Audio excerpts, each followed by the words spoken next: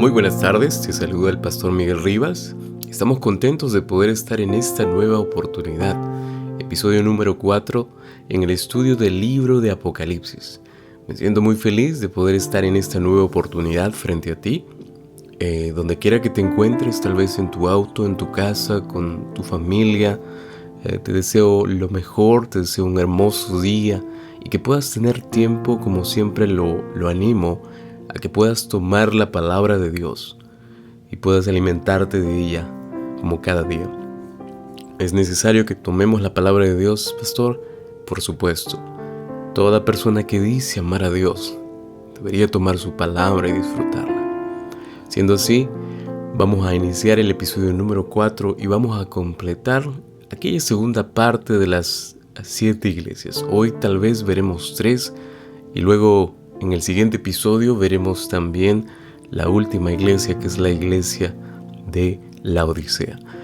Hoy día vamos a tocar 3 iglesias, así que les pedimos que puedan ustedes tomar todas las notas necesarias. Si tienen alguna pregunta, si tienen algún comentario, algún aporte, será bienvenido. Pueden comunicarse con la radio y pueden escribir al Facebook de la radio VT Radio Universal, a su página de Facebook, y poder hacernos las preguntas, los aportes que ustedes deseen de todo corazón. Les agradecemos desde ya. Un gran abrazo a cada uno de ustedes y vamos a estudiar, vamos a iniciar el estudio bíblico siempre como es menester, haciéndolo, invitando la presencia de nuestro Dios. Así que te invito allí donde estés y podamos elevar una oración a nuestro Creador. Vamos a orar. Oremos. Querido y amoroso Padre Celestial, Padre lindo, gracias porque nos das un momento más para estudiar tu palabra. Inspíranos, Señor, que nuestra mente pueda estar conectada con la suya, oh Dios, y podamos nosotros recibir la instrucción del Espíritu Santo. Que al abrir las Escrituras y leer sobre las siguientes iglesias, podamos, Señor, entender cada parte, cada sección. En este estudio, aunque mencionaremos las definiciones básicas y una interpretación muy cercana a su voluntad, le pedimos que pueda sembrar en los oyentes, en aquellos que escuchan estos podcasts, el deseo de poder estudiar a profundidad cada detalle del libro de Apocalipsis.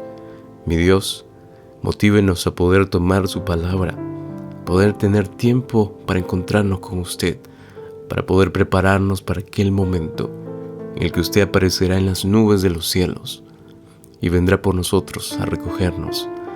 Oh Padre lindo, ese momento es anhelado, pero antes tenemos que aún hacer nuestra parte. Tenemos la seguridad de que usted cumplirá sus promesas, pero tenemos que entender que usted, Padre lindo, desea que nosotros también hagamos la nuestra. Abrácenos en este estudio, acompáñenos, sea usted nuestro invitado principal, Padre. Gracias por tanto. En el nombre de Jesús oramos. Amén. Como lo mencionamos al inicio del estudio de las iglesias del libro de Apocalipsis, cada iglesia representa un periodo específico de la historia de la iglesia cristiana. Hoy continuamos con la iglesia de Tiatira, ubicada en el libro de Apocalipsis capítulo 2, versículos 18 al 29, que van también desde el año 538 y comprende hasta 1517 después de Cristo. Un periodo extenso de años en los que la iglesia de Tiatira pasa por diferentes etapas. Vamos a ver qué es lo que dice la palabra de Dios en el capítulo 2, versículos 18 en adelante.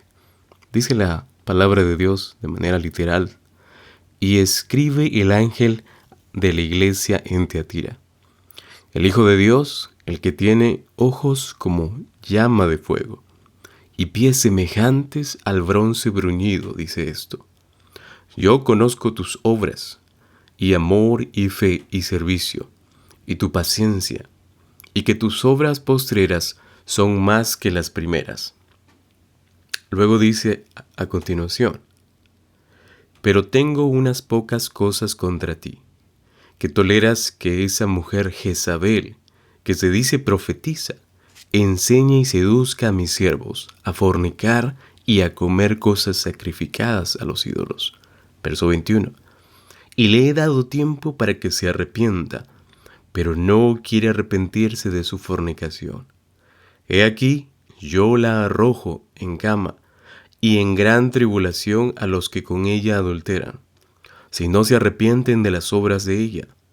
Y a sus hijos heriré de muerte, y todas las iglesias sabrán que soy el que escudriña la mente y el corazón, y os daré a cada uno según vuestras obras. Pero a vosotros, y a los demás que están en Tiatira, a cuantos no tienen esa doctrina y no han conocido lo que ellos llaman las profundidades de Satanás, yo os digo, no os impondré otra carga. Pero los que tenéis, retenedlo hasta que yo venga. Al que venciere y guardare mis obras hasta el fin, yo le daré autoridad sobre las naciones, y las regirá con vara de hierro, y serán quebrantadas como vaso de alfarero, como yo también lo he recibido de mi Padre. Y le daré la estrella de la mañana. El que tiene oído, oiga lo que el Espíritu dice a las iglesias. Interesante el relato a la iglesia de Tiatira. Viendo un poquito de historia, la iglesia de Tiatira comenzó en el año 538 después de Cristo, y fue una fecha muy apropiada para el comienzo de esta iglesia. Pastor, ¿por qué dice eso? ¿Por qué menciona eso? Bueno, en este año se puso en práctica un decreto emitido por el emperador Justiniano. Realmente este decreto fue impuesto en el año 533, años más atrás, ¿verdad? O años atrás, perdón. Y se lo entregó al Papa de Roma, ¿no? Dándole de esta forma poderes eclesiásticos en todo el área de Tiatira, en el occidente, en el oriente, ¿no? Y este periodo de la historia de la iglesia se caracteriza más que todo por la supremacía papal, es decir, la autoridad de los papas, ¿no? En este entonces el papa en función ejerció la autoridad como la de un gobernante, ¿no? En la antigua Tiatira era una ciudad muy particular porque estaba ubicada en una ribera de un río. Ese río era el río Lico, no Rico, el río Lico, y quedaba al norte de Anatolia, que actualmente es Turquía. Era una ciudad ubicada sobre una carretera principal en donde se unían dos valles, ¿no? Y esto le daba cierta importancia a la ciudad porque automáticamente toda ciudad que estaba situada cerca a valles, tenía muchos beneficios, muchos recursos, ¿no? Proporcionando así amplias oportunidades para el comercio, ¿no? Ahora, vemos el texto bíblico y aquí vemos el elogio que se le da a esta iglesia, ¿no? Y esta iglesia, Cristo la felicita, ¿no?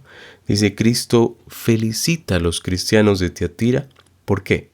Por su conducta, por su caridad, por su fe, por el espíritu de servicio, dice el texto bíblico, y su paciencia en el sufrimiento, ¿no? También podemos ver claro que se enfatizan sus buenas obras que iban en aumento, ¿no? Porque si nos damos cuenta en el texto bíblico, dice, y su paciencia en el sufrimiento, ¿no? Tus obras postreras son las más que las primeras. Noten la línea. Tus obras postreras, es decir, las que vinieron luego, son más que las primeras, las que antecedieron. Esto quiere decir que las buenas obras iban en aumento a medida que transcurría el tiempo. Pero esta iglesia también tiene una reprensión. No vamos a profundizar, no vamos a quedarnos mucho en esta iglesia de Tiatira porque es una iglesia que tiene sus bemoles, ¿no? Se tiene sus detalles que hay que analizar a profundidad. Pero vamos a la reprensión, que es la que realmente debemos ponerle foco. Aunque yo te invito a que tú puedas hacerle un análisis profundo a la iglesia de Tiatira, tal vez vayas más allá de lo que el texto bíblico está mostrando a simple vista, porque es bueno hacer una investigación profunda sobre cada iglesia. La reprensión, pastor, bueno, la reprensión aquí vemos de la siguiente manera, escrito está: pero tengo unas pocas cosas contra ti, que toleras a esa mujer Jezabel, que se dice profetiza enseñe y seduzca a mis siervos a fornicar y a comer cosas sacrificadas a los ídolos. Es interesante ver el nombre de Jezabel aquí porque, al igual que en el Antiguo Testamento, ¿no?, vemos cómo Jezabel, durante todo su periodo en el que ella es nombrada, siempre cambió la verdad por el error, ¿no? Vean, les invito a que puedan ver la historia de Jezabel en el Antiguo Testamento, ¿no? ¿Y esto qué significa, pastor? Cambiar la verdad por error. Bueno, este es el tiempo cuando las doctrinas cristianas sufren, lo voy a decir de esta manera, la mayor transformación de su historia. Y aquí vamos a ver algunas doctrinas que se cambian. Por ejemplo, el evangelio de la salvación por la fe en Cristo se cambia por un evangelio de las obras meritorias de los hombres, ¿no? ¿A través de qué, pastor? A través de las penitencias que la Iglesia Católica impuso a muchas personas, ¿no? Aquellas penitencias que eran como formas de autocastigo, ¿verdad?, ¿no? Para pagar sus pecados, ¿no? Pero la Biblia dice, la Biblia enseña que de una manera diferente. Otra doctrina que se cambió fue el sacerdocio de Cristo en el santuario celestial, ¿no? Se cambió por el sacerdocio de intercesores humanos.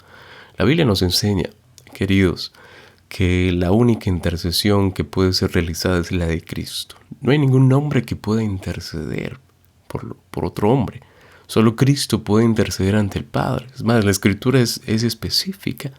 Los pecados deben ser confesados a Dios. Ningún hombre puede otorgarte la capacidad del perdón. Ningún hombre puede redimirte. Solo Cristo Jesús, quien murió en la cruz del Calvario, es el único que puede redimirnos. ¿Cómo puede ser posible que hayan enseñanzas, ¿no?, hasta el día de hoy? No solamente en el tiempo de la iglesia de Tiatira. Hasta el día de hoy hay mucha gente que va y se confiesa delante de un clérigo, delante de un representante de la Iglesia Católica. ¿Cómo puede ser eso si la Biblia dice que nuestros pecados deben ser confesados a Jesús? Él es el único que es digno de llevar, ¿no?, digno de llevar la capacidad de perdonar pecados. Nadie más. Ahora, quiero volver a la idea de Jezabel, porque hubo una Jezabel literal en el Antiguo Testamento. Aquí el profeta Juan, el apóstol, menciona que también el Jezabel estaba presente aquí, pero de una forma representativa, indicando la depravación, indicando el pecado, ¿verdad? Y si nos damos cuenta, hubieron 7,000 fieles que no se doblegaron ante Baal, así como en los días de Jezabel. De igual modo, en el periodo de Tiatira hubo un grupo de cristianos. Si nos damos cuenta, dice la iglesia de Tiatira, a cuantos no tienen esa doctrina y no han encontrado o no han conocido lo que ellos llaman las profundidades de Satanás. Miren, noten el texto bíblico. Vamos al texto bíblico nuevamente. Vamos a tocarlo. Apocalipsis capítulo 2, versículo 24. Pero a vosotros y a los demás que están en Tiatira, a cuantos no tienen esa doctrina y no han conocido lo que ellos llaman las profundidades de Satanás. Las profundidades de Satanás. Luego dice abajo, yo os digo, no os impondré otra carga. Miren, es interesante porque en medio de tanto engaño, y lo digo así porque este tiempo de Tiatira fue realmente como los tiempos de Jezabel.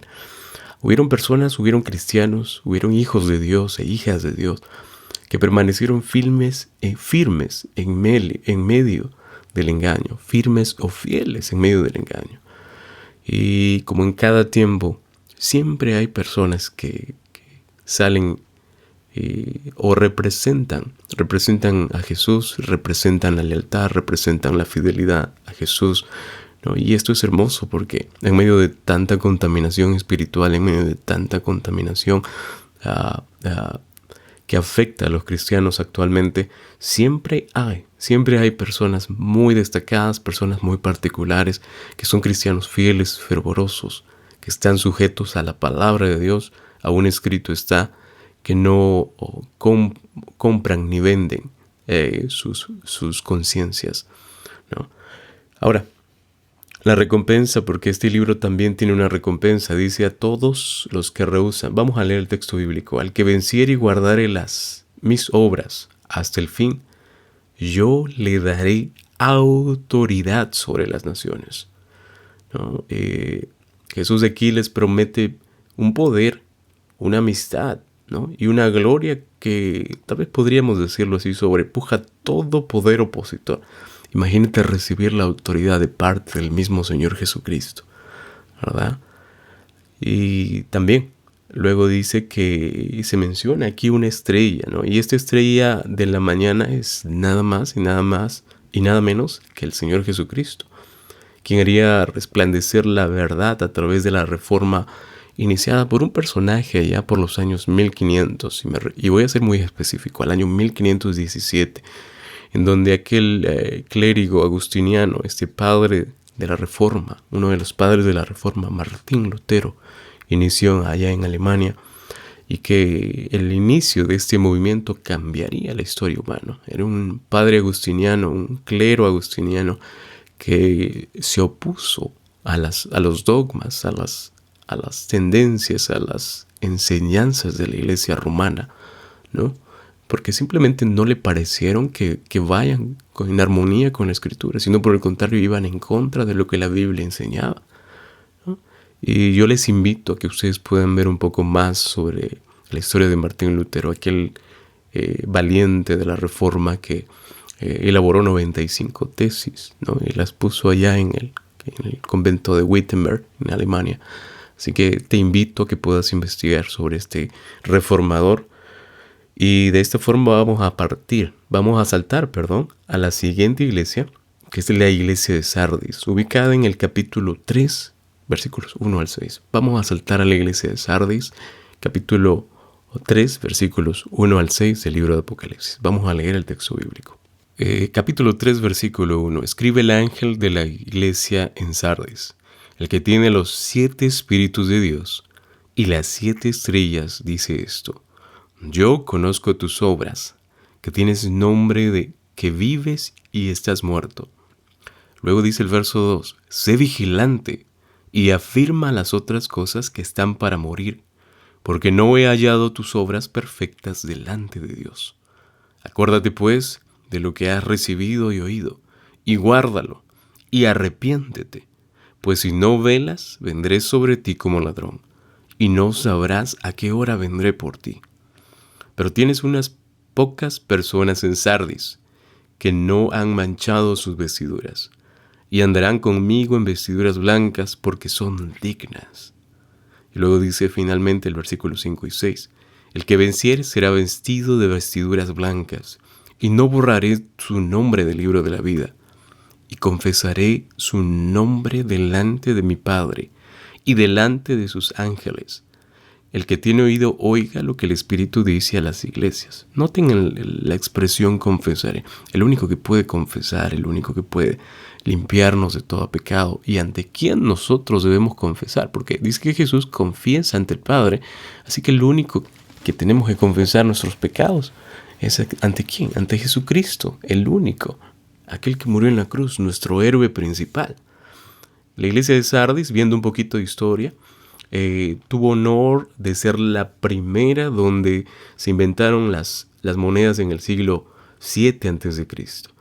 Era una iglesia una ciudad inexpugnable, es decir, difícil de conquistar, difícil de alcanzar. ¿Por qué, pastor? ¿Por qué era difícil de conquistar? Por el simple hecho de que esta ciudad se encontraba ubicada en la saliente de una montaña, ¿no? Y así se consideraba, hasta el punto en el que en cierto momento de la historia viene un grande, ¿no? Y el nombre ya dice mucho, y me refiero a Ciro el Grande, que en el año 547, siendo la declaración antes de Cristo, en el año 547 antes de Cristo, toma esta ciudad, ¿no? Mientras los ciudadanos dormían profundamente, nadie se dio cuenta, ¿verdad? Ciro el Grande tomó esta ciudad. Esto es un poquito de historia nada más para que tú puedas también animarte a investigar por qué la tomó de esa forma, cuál fue la estrategia que Ciro utilizó. Te invito a que puedas tú investigar un poquito más. Y yendo a la reprensión, pastor, vamos a tomar mucho tiempo aquí tal vez, pero la Biblia dice lo siguiente, dice la sección de la reprensión: tienes nombre de que vives y estás muerto, pero si no velas, vendré sobre ti como ladrón. Noten la similitud entre la conquista de Ciro, en qué momento lo hace, y miren lo que la Biblia dice, ¿no? Y voy a leerlo de nuevo. Tienes nombre de que vives y estás muerto, pues si no velas, vendré sobre ti como ladrón en la noche. Interesante la similitud, pero hay que tomar en cuenta que en este periodo la iglesia retorna a la experiencia de la justificación por la fe. Y nuevamente Martín Lutero continúa proclamando el tema de la justificación por la fe, que era una de las doctrinas principales que él enseñaba dentro de la reforma protestante que se había originado en el tiempo en el que vivía, ¿no? Cuando mucha gente había desviado sus ojos del Señor Jesucristo, Él las vuelve, ¿no? No solamente Él, sino muchos reformadores de su tiempo, ¿no? Este hombre, Martín Lutero, hizo mucho por la iglesia cristiana, ¿no? Tradujo, por ejemplo, la Biblia de latín al alemán, ¿no? El idioma del pueblo en ese entonces, porque él era de Alemania, ¿no? Y hizo un trabajo realmente maravilloso, ¿no? Grande, de traducir una Biblia, toda una Biblia. Imagínate, hay personas yo conozco traductores que a veces traducen 2, 3, 10, hasta 50 páginas tal vez un poco más, ¿no? Más traducciones grandes, pero imagínate darse el trabajo de traducir toda la Biblia, desde el Génesis hasta el Apocalipsis, de un idioma al otro. Para ti que de repente estás teniendo algún pequeño obstáculo para aprender una lengua nueva, sabes lo difícil que es intentar cambiar algo de un idioma al otro. Pero Martín Lutero lo hizo, ¿no? Del latín al alemán, y el latín no es un idioma tan fácil de dominar. La iglesia de Sardis también es un periodo de grandes conflictos por causa de la fe, como la muerte de muchos reformadores. Uno de ellos fue el famoso Zwinglio en el año de 1531. Y también aquí en este periodo de tiempo se ve la matanza de los hugonotes en Francia, ¿no?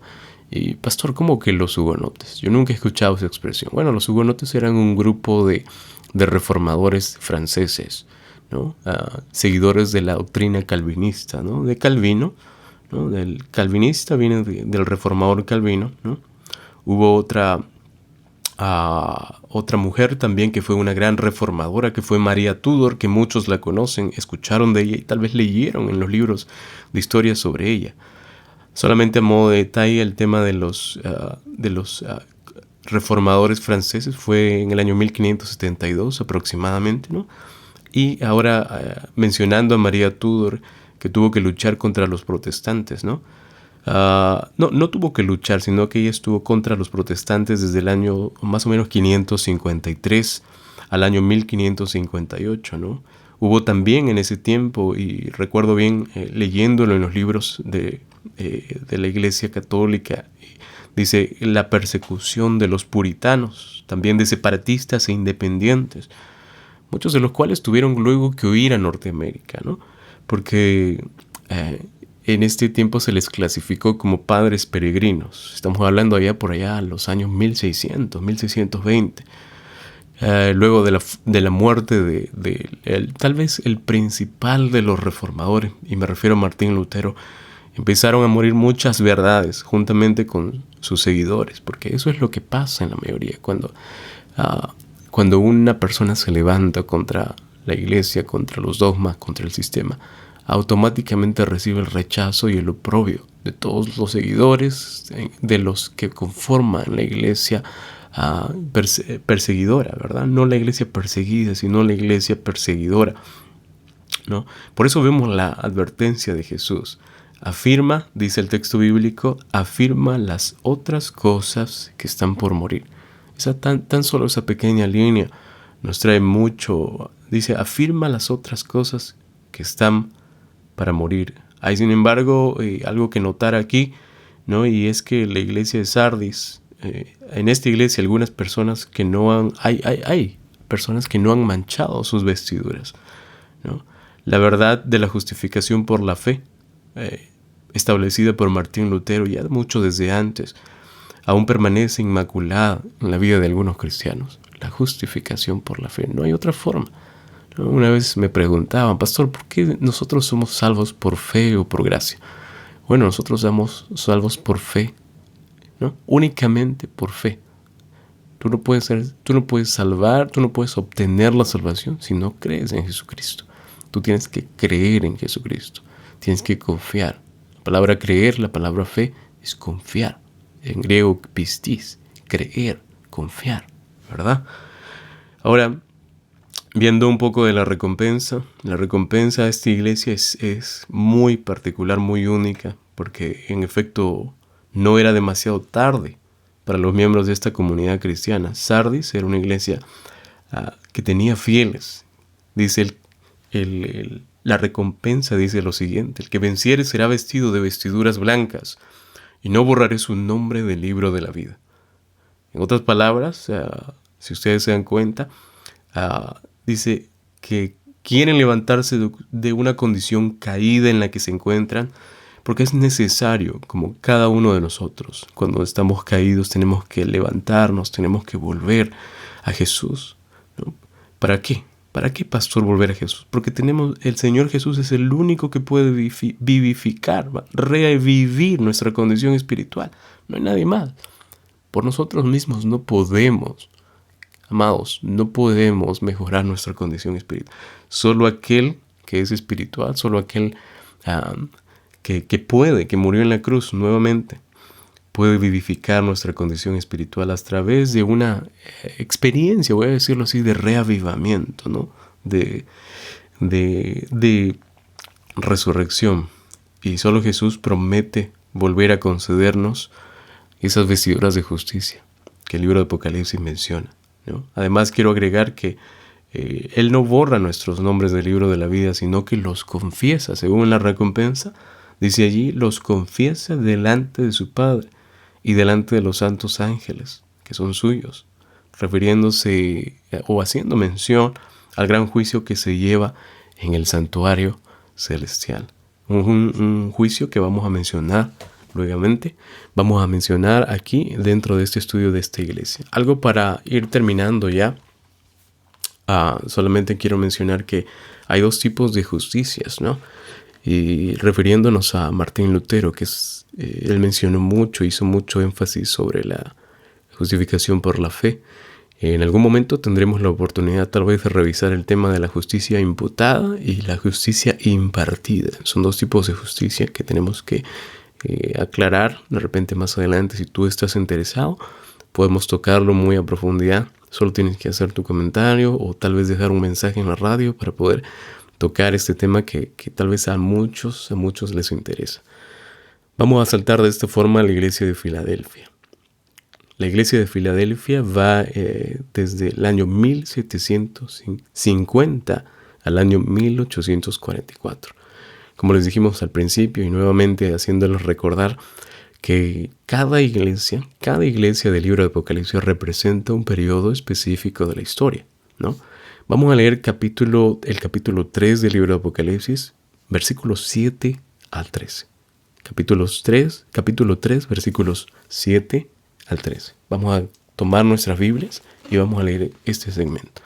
Capítulo 3, versículos 7 al 13.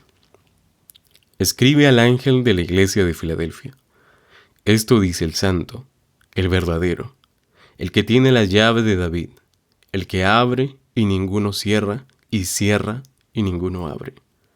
Yo conozco tus obras. He aquí, he puesto delante de ti una puerta abierta, la cual nadie puede cerrar, porque aunque tienes poca fuerza, has guardado mi palabra. Y luego dice, y no has negado mi nombre. He aquí yo entrego de la sinagoga de Satanás a los que se dicen ser judíos y no lo son, sino que mienten. He aquí yo haré que vengan y se postren a tus pies y reconozcan que que yo te he amado, por cuanto has guardado la palabra de mi paciencia. Yo también te guardaré de la boca de la hora de prueba que ha de venir sobre el mundo entero, para probar a los que moran sobre la tierra. He aquí, yo vengo pronto, retén lo que tienes, para que ninguno tome tu corona. Al que venciere, yo le haré columna en el templo de mi Dios, y nunca más saldrá de allí, y escribiré sobre él el nombre de mi Dios, y el nombre de la ciudad de mi Dios, la nueva Jerusalén, la cual desciende del cielo de mi Dios, y mi nombre nuevo. Qué precioso. Y finalmente, el versículo 13 sigue diciendo, el que tiene oído, oiga lo que el Espíritu dice a las iglesias. La iglesia de Filadelfia es una iglesia que representa el amor fraternal. Por eso de allí proviene la palabra Filadelfia, filos. Se refiere al amor fraternal. Un poquito de historia, vamos a ver un poquito del panorama de la iglesia de Filadelfia. La iglesia de Filadelfia se hallaba ubicada en el sudeste de Sardis, ¿no? Y como Tiatira, así como esta iglesia que ya mencionamos, ¿no? Estaba edificada sobre una colina ubicada entre dos fértiles valles. Uno de estos valles ofrecía una salida natural que era como una puerta abierta, preciosa, grande, ¿no? A través de las montañas. Y esto contribuía mucho al factor comercial y a la influencia cultural de Filadelfia, ¿no? Era una ciudad exitosa, ¿no? Porque estaba cerca a un valle fértil. Es interesante notar ese detalle, que cada iglesia que estaba cerca a un valle fértil era una iglesia exitosa, una iglesia en la que el comercio, tal vez de vegetales, tal vez de ganado, tal vez de muchas cosas que el valle producía, le generaban cierto grado de éxito a la ciudad, ¿no? Y Filadelfia significaba, como ya lo comentamos hace unos segundos atrás, una iglesia fraternal. Este nombre se le fue entregado, y me refiero al nombre de Filadelfia, fue establecido por el rey Atalo II de Pérgamo, en memoria de su hermano, el rey Eumenes II, ¿no? Estos detalles de la historia son interesantes. Una vez me preguntaron, pastor, ¿por qué hay que mencionar? ¿Por qué hay que ver cada detalle de la formación de la iglesia, un poco de historia de la iglesia? Si nosotros no hacemos una investigación correcta, simplemente vamos a asumir que ciertos nombres o ciertos personajes fueron parte de alguna de las iglesias, pero tenemos que entender que es importante y es necesario poder hacer un estudio profundo y ver cada personaje, cada detalle. Así que yo te invito, en este estudio únicamente estamos mencionando los datos más relevantes que nos ayuden a poder ver el libro de Apocalipsis y especialmente estas 7 iglesias de una manera un poco más clara. Pastor, vamos a la exhortación de Cristo para esta iglesia. Sobre la misión de la iglesia voy a mencionar que Cristo en su mensaje a Filadelfia afirma, según lo que dice la Biblia, lo siguiente. Vamos a tomar nuestra Biblia y vamos a leer la sección en donde él inicia diciendo lo siguiente. He puesto delante de ti una puerta abierta, la cual nadie puede cerrar, porque aunque tienes pocas fuerzas, has guardado mi palabra y no has negado mi nombre. Interesante, el tema de la puerta, pueden ver la asociación, ¿no? La puerta abierta, ¿no? Y esta ciudad se ubicaba sobre una amplia colina, entre 2 valles fértiles, ¿no? Y estos valles ofrecían una salida. Habían 2 valles que se entrejuntaban y ofrecían una puerta abierta, ¿no? La puerta abierta, mis amados, es la puerta del santuario en el cielo, que da acceso a un lugar, y ese lugar es el lugar santísimo, donde es el trono de Dios. Pastor, ¿de dónde saca eso, pastor? Bueno, según el libro de Daniel hay un santuario celestial, ¿no? Hay un santuario en el cielo. Es más, la Biblia nos dice que el santuario en la tierra fue construido. Y vamos al Antiguo Testamento, aquí fue construido en función al santuario celestial, como un modelo del santuario celestial. Y cuando nosotros nos vamos al libro de Daniel y saltamos un poquito más atrás, a tiempos patriarcales, y no vamos a tocar muchos detalles por temas de tiempo, vamos a ver que el santuario del pueblo de Israel mantenía dos compartimentos. Uno, específicamente en el santuario, ¿no?, donde estaba el sacerdote ministrando. Hay muchas áreas más que yo te invito a que tú puedas investigar personalmente, el atrio, ¿no? Hay muchos compartimentos, muchas áreas del santuario en general, pero solo me voy a centrar en el edificio en sí. Habían dos compartimentos, como les acabo de mencionar. El primero era el lugar santo y el segundo era el lugar santísimo. Este tema lo vamos a estudiar a profundidad cuando toquemos el libro de Daniel.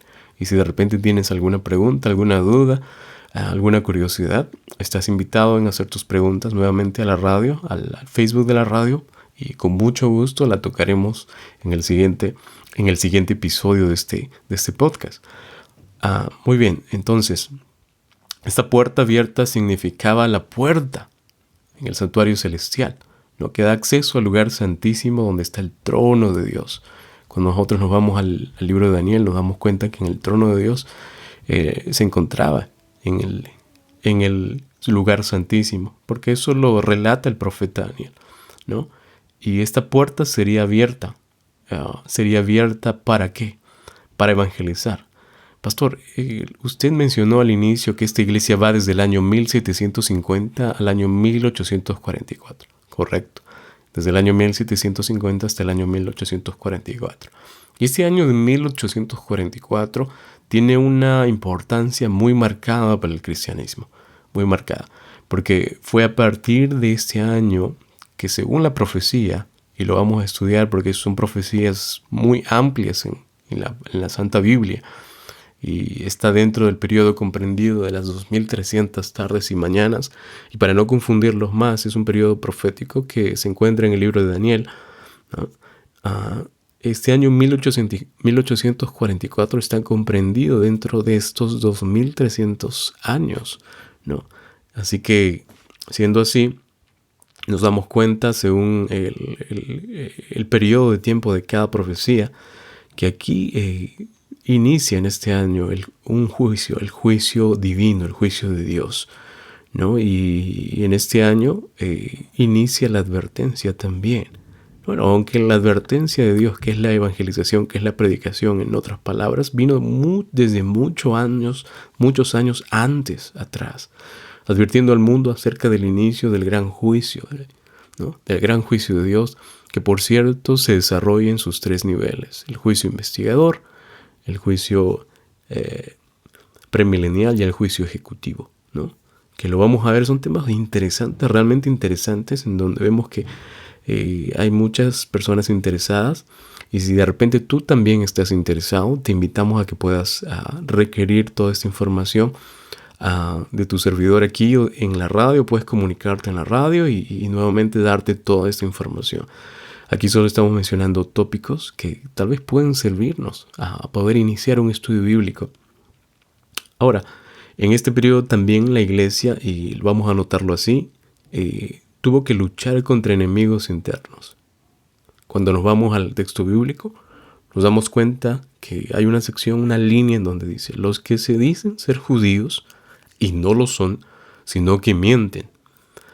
Y como en cada periodo de la historia, aún en nuestros tiempos, aún en los tiempos en los que tú y yo vivimos, mi amado, dice lo siguiente, refiriéndose a las personas judías. Dice: judíos dicen ser judíos y no lo son. Los judíos, por característica, según la Biblia, eran personas que habían sido destinadas para impartir la luz, ¿no? La luz que Dios les había dado.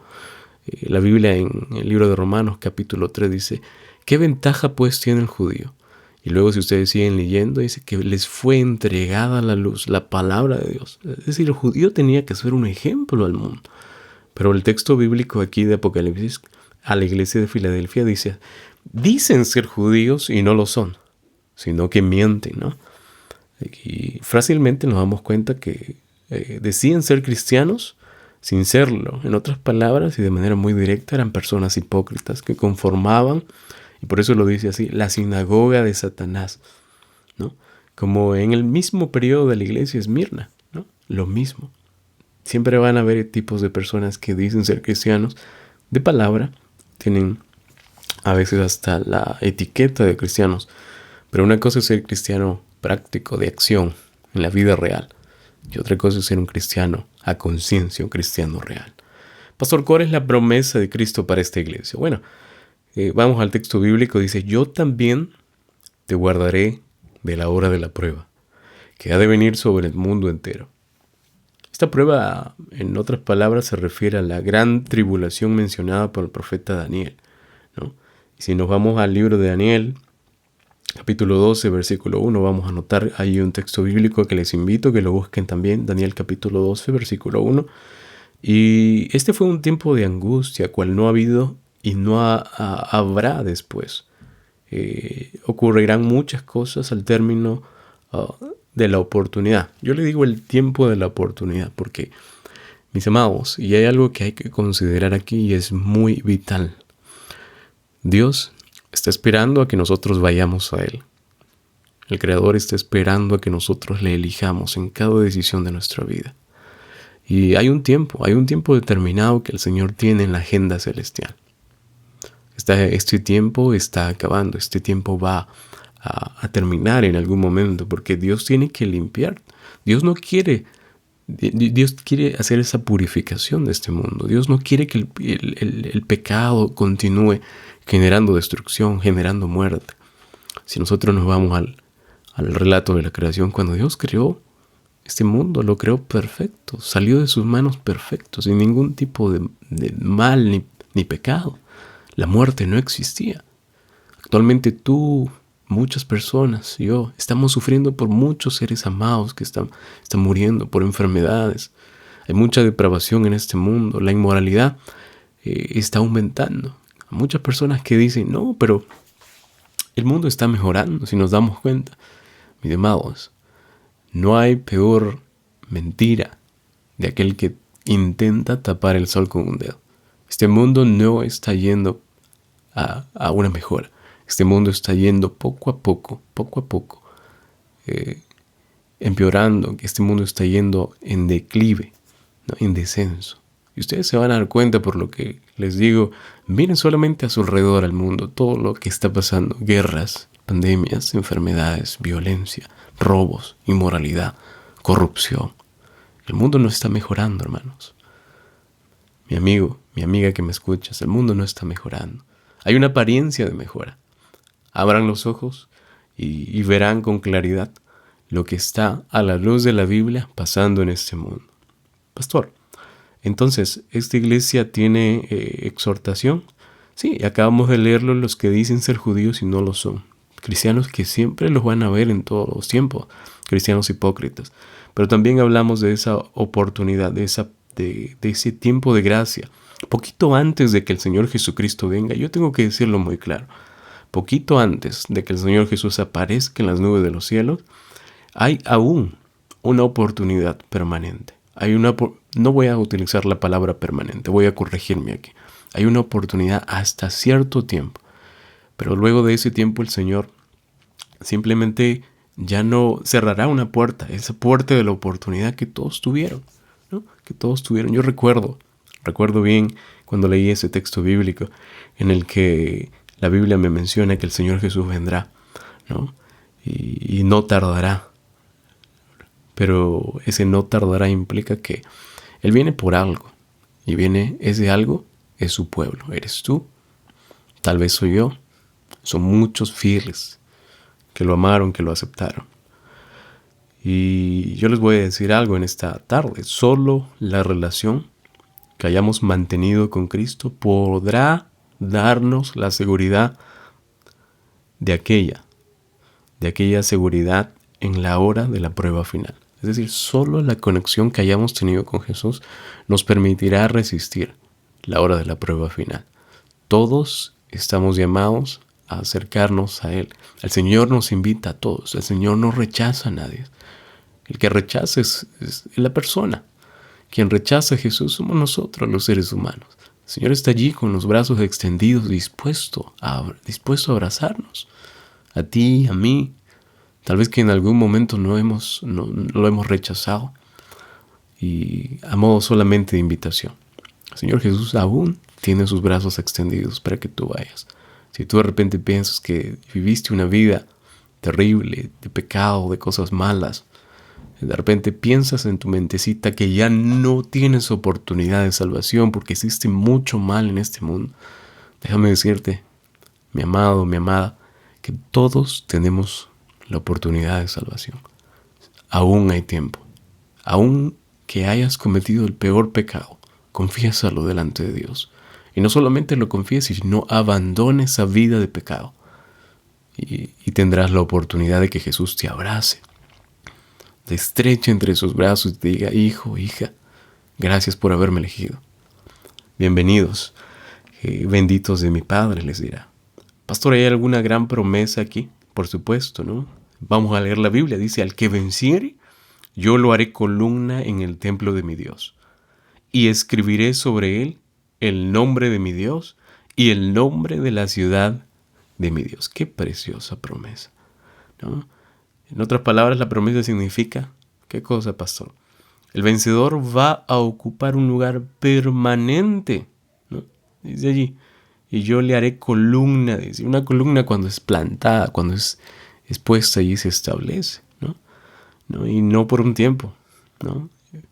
En otras palabras, el que venciere, el exitoso, el vencedor, el campeón, ocupará un lugar permanente, importante, en la presencia de nuestro Dios, pero solo si permanece firme como un baluarte y defensor de la verdad, así como lo fue Martín Lutero, Zwinglio y muchos reformadores, ¿no? Que lucharon en contra del sistema.